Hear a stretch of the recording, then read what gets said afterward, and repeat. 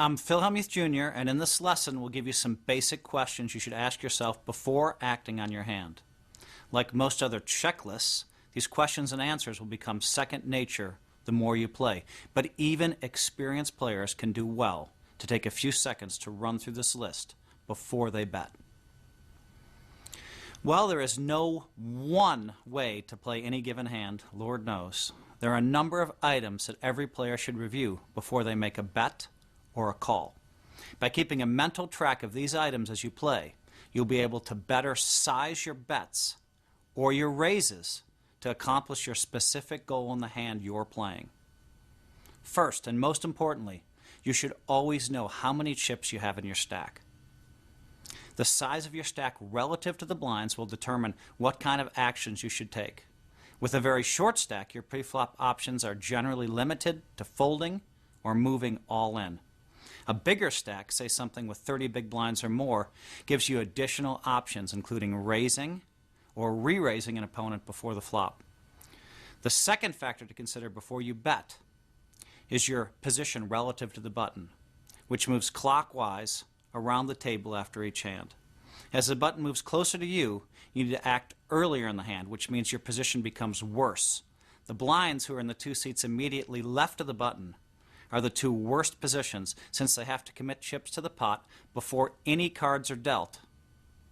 The player immediately left of the big blind is under the gun and in the next worst spot at the table.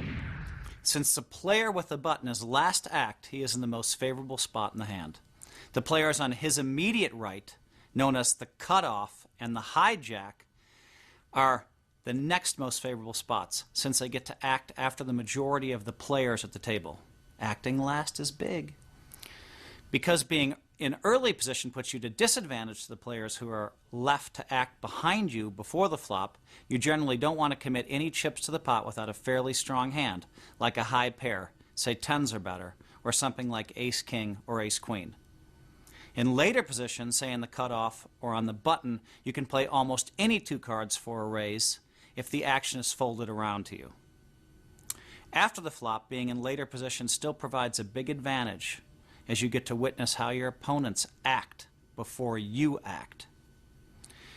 If everyone in front of you checks on a flop of something, say like ace 10 7, you may be able to steal the pot with a bet, even if you haven't connected with the board, even if you're sitting on 2 3s.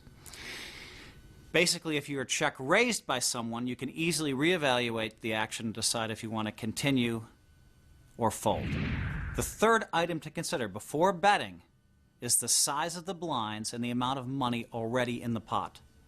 Because you are trying to tell a story when you bet, you need to make sure that your bet or your story makes sense.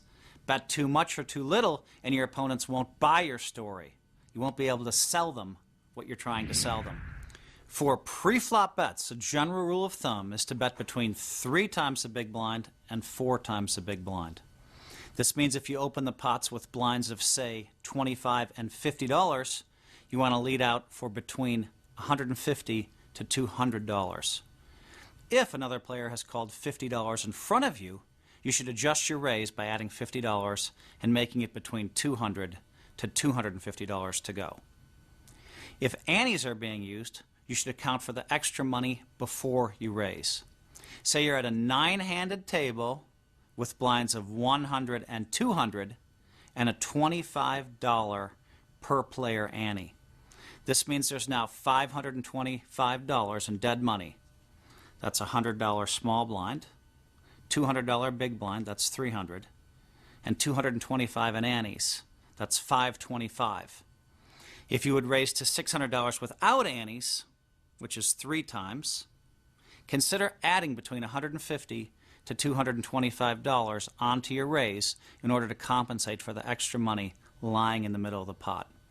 This means a standard pre-flop raise here should now be between $750 and $825. Bet sizing remains equally important after the flop. Let's say that 3 players have put $150 into the pot before the flop, giving us a total pot of $450. You're holding the king, queen of spades on a board of ace of spades, king of diamonds, 9 of diamonds. Bet too little here, say $100, into the $450 pot, and you're giving your opponents better than 5-to-1 odds to call. They only have to call 100 to win 550. That's 5.5 to 1. Bet too much and you're not giving your opponents any kind of odds to call you with a hand that is weaker than yours. In general, a good rule of thumb for post-flop betting is to bet a percentage of the pot. Say 1/2 to 2/3 of the pot, 50% to 66% of the pot, and to bet this amount consistently on every street. The next item to consider is what action has taken place in front of you, because this will help you determine the strength of your hand. Something like ace-jack may be very powerful if you're on the button and everyone in front of you is folded. On the other hand, it looks pretty weak if a player in early position is raised and a player in middle position is re-raised. In that case, you'd be an easy fold with ace-jack. By paying attention to the action in front of you, you can determine the relative strength of your hand against your opponents and plan your course of action accordingly. Because nothing at a poker table happens in a vacuum, yeah, whatever. You also need to consider the tendencies of your opponents before the flop. Are they tight? Are they loose? Are they aggressive? Are they passive? Say you're holding pocket queens and a player in early position makes a pre-flop raise for the first time in an hour. What kind of hand do you think he may be holding? Would you really want to re-raise him in this position? Now, let's say you have pocket queens and a player who has raised 5 out of the last 10 hands makes a pre-flop bet. Would you really want to re-raise him? Yes, I would. While you're studying your opponent's tendencies, also be sure to consider how they may play back at you. Will they be likely to fold to a re-raise, or will they be likely to move all in and defend their bet? How big is their stack? Has their bet size committed them to the pot, or can they afford to fold their hand if you apply enough pressure? By studying your opponents and their tendencies in each hand, and this I do every day, including the ones you're not playing, you'll be a lot better able to plot a line of action against them and devise a strategy that's going to help you win. Finally, remember that you want every one of your bets to have a purpose. Are you trying to get your opponent to commit their entire stack when you know you have them crushed? That's pretty sweet. Or are you trying to get them to lay down what may be a better hand than yours? Bluff, bluff, bluff. Take the time to run through this checklist and you'll find yourself making smarter decisions, which in the end is what being a great poker player or a successful poker player is all about.